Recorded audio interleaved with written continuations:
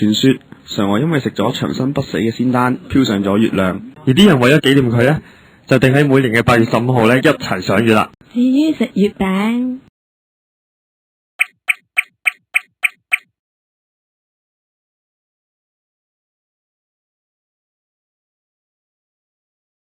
至於乜嘢啊？至於食月餅，相傳古人決定起義抗元，將收埋寫住8月15夜起義嘅紙條分俾同伴，於是民眾紛紛響應，後嚟流傳落嚟就成為中秋節食月餅嘅習俗啦。大件事啦，廚房裏面啲嘢食唔見晒啊！死啦！我收埋咗好耐嘅朱古力全部唔見晒。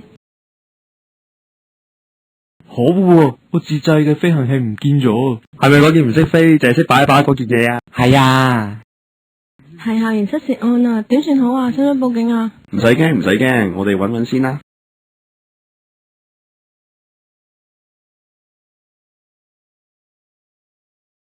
搵唔到啊！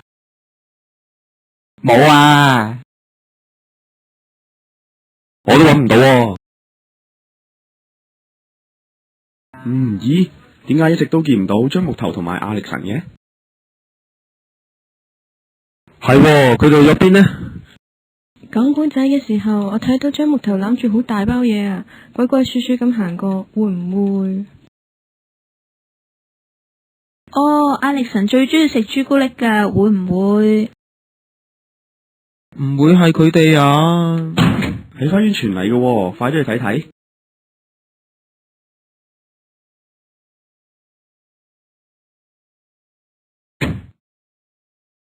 哎呀，好痛啊！好彩冇跌爛隻玉戒指啫。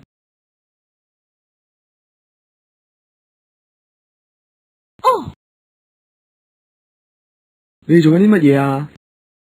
我哋冇啊，係你拎走我嘅飛行器，仲有啲嘢食添啊！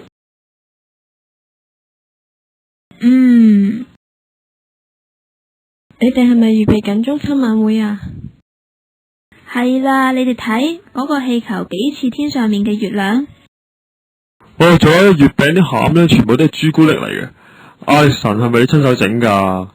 係啊。哦，原來你哋想俾啲驚喜我哋，真係乖啦。